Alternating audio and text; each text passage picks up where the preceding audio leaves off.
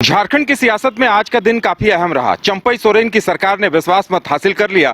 वहीं पूर्व मुख्यमंत्री हेमंत सोरेन सदन आए, उन्होंने यह ऐलान किया कि अगर जो इस जमीन की बात की जा रही है 8.5 एकड़ जमीन की, उनके नाम से वो बंदोबस्त की गई है, अगर कोई साबित कर देगा तो वो सियासत छोड़ देंगे। जाहिर सी बात है, अब इस पे जांच चल रही है और आज तीसरा दिन है। ईडी उनसे पूछताछ कर रही है रिमांड में लेकर, और जैसे ही सदन की कार्यवाही खत्म हुई उसके बाद ईडी उन्हें ले गई और एक बार फिर पूछताछ कर रही है। वहीं दूसरी तरफ अब खबरें ये सामने आ रही है कि अब जो 2 दिनों की पूछताछ बची हुई है उसमें जो भानु प्रताप राजस्व कर्मचारी हैं जिनके जरिए इस पूरे मामले का खुलासा हुआ था, उन्हें सामने बिठाकर, हेमंत सोरेन के सामने बिठाकर पूछताछ की जाएगी। और इसके बावजूद अगर पूछताछ पूरी नहीं होती है तो ईडी चाहेगी कि एक बार फिर से 5 दिनों की रिमांड ले। हमारे साथ हमारे संवाददाता नीरज हैं।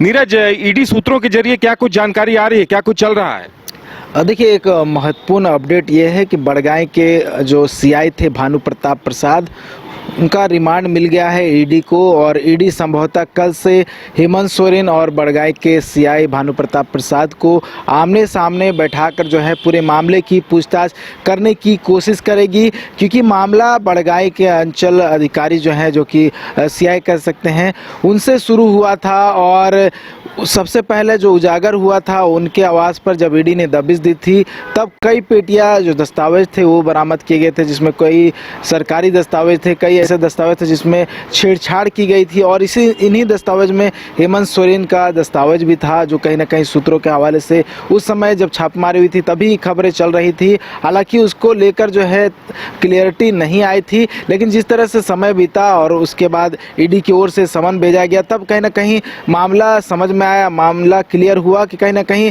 जो दस्तावेज जो सीआई है भानु प्रताप प्रसाद उनके आवास से मिले हैं, कहीं ना कहीं हेमंत सोरेन से संबंधित है। और इसी को लेकर जो है हेमंत सोरेन को 31 जनवरी को गिरफ्तार किया गया था और अभी रिमांड में लेकर पूछताछ की जा रही है और 5 दिनों तक उनसे पूछताछ की जानी है। और अभी जो है 2 दिन बचे हुए हैं हेमंत सोरेन से पूछताछ करने के, लेकिन उससे पहले अब जो बड़गांव के सीआई है भानु प्रताप प्रसाद, उनका रिमांड मिल गया है। अब ईडी चाहेगी कि भानु प्रताप प्रसाद और हेमंत सोरेन को आमने सामने बैठाकर पूछताछ किया जाए, या फिर हो सकता है एक बार फिर से जो इनपुट्स मिले थे पहले उसको लेकर एक बार फिर से भानु प्रताप प्रसाद से क्वेश्चन किया जाए और वही सेम क्वेश्चन हेमंत सोरेन से भी पूछा जाए और दोनों का जवाब मिलान करने की कोशिश की जाएगी कि कौन कितना सही बोल रहा है, किसके जवाब में जो है सच्चाई है और किसके जवाब में जो है झूठ है। तो ये तमाम बातें जो है कहीं ना कहीं जो एक दूसरे से की जाएगी और कहीं ना कहीं इस पूरे मामले को दोनों से जोड़ते हुए एक जांच की प्रक्रिया जो है वो आगे बढ़ाने की कोशिश की जाए, क्योंकि 13 अप्रैल को जब झारखंड, बिहार और पश्चिम बंगाल के कई ठिकानों पर एक साथ दबिश दी गई थी, तब जमीन घोटाले का मामला जो था वो उजागर हुआ था और उसके बाद कई लोगों की गिरफ्तारी हुई थी। और ये पहले ही कहा जा रहा था कि ये जांच की आज जो है हेमंत सोरेन तक पहुंच सकती है और जांच की आज पहुंची और गिरफ्तारी हुई।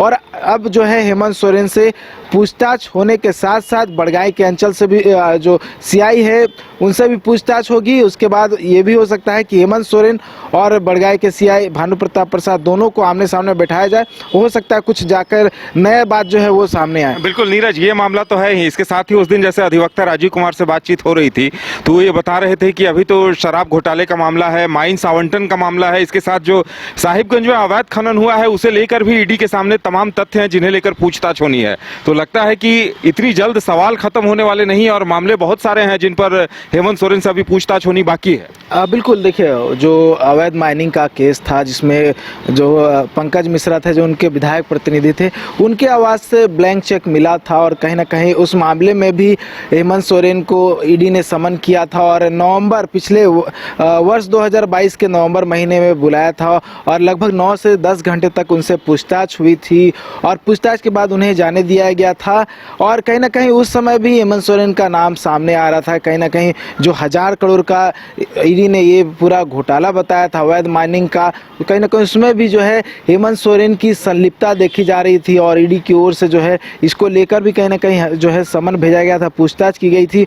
और कई और मामले भी है जिसको लेकर ईडी के अधिकारी जो है क्वेश्चन कर सकते हैं। और जैसे चार्जशीट तैयार करना हो तो चार्जशीट में उन तमाम बातों का जिक्र होगा और वो तमाम जांच की जो प्रक्रिया में पाई गई जो सब्सटेंशियल एविडेंस है वो ऐड करने की कोशिश की जाएगी, ताकि जो आधार हेमंत सोरेन की गिरफ्तारी का बना है वो आधार जो है गलत ना निकले, तो ये हो सकता है कि आने वाले समय में कुछ और भी जो मामले हैं, घोटाले हैं, वो ऐड ऑन करता हुआ दिखे। चलिए, तो देखने वाली बात यह होगी कि अभी 2 दिन की पूछताछ बाकी है, क्या कुछ निकलकर सामने आता है। बड़ा सवाल यह भी है कि क्या ईडी अब एक बार फिर रिमांड मांगेगी। वहीं हेमंत सोरेन ने जो याचिका दायर की थी ईडी के खिलाफ, अब उस पे सुनवाई 12 फरवरी को होनी है। आपको बता दें कि कपिल सिब्बल ने हेमंत सोरेन का पक्ष रखा था, लेकिन ईडी को जवाब देने के लिए 9 तारीख तक का वक्त दिया गया है। याचिका में भी त्रुटि की बात सामने आई है। तो ऐसे में हेमंत सोरेन की मुसीबतें आने वाले दिनों में बढ़ती हैं या उन्हें राहत मिलती है, ये देखना दिलचस्प होगा। फिलहाल हमें दीजिए इजाजत और आप देखते रहिए न्यूज़ बाइस्कोप। नमस्कार। IIT जी नीट एस्पिरेंट्स के सपने को पंख देने आ गया है कंप्लीट सॉल्यूशन इंस्टीट्यूट। यहाँ है smart classroom, 1-to-1 doubt clearing session, ask the expert, video solution और भी बहुत कुछ। मतलब हम करेंगे आपको गाइड, बनेंगे आपके mentor. Foundation classes from class 6 onwards for your bright future. Visit complete solution institute.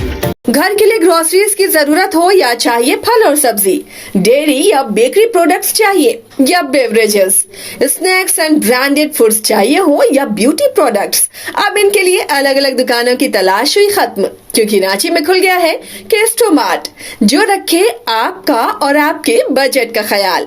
हर सामान पर 5% की छूट, होम डिलीवरी की सुविधा भी। आज ही पधारें केस्टोमार्ट, one stop solution for every customer's requirements. Call 9153989339. 5 राज्य, 61 शहर, 150 प्रोजेक्ट और एक वास्तु विहार। नई सोच, नया घर, बनाए रखिए अपना प्यार, सेवा में है वास्तु विहार।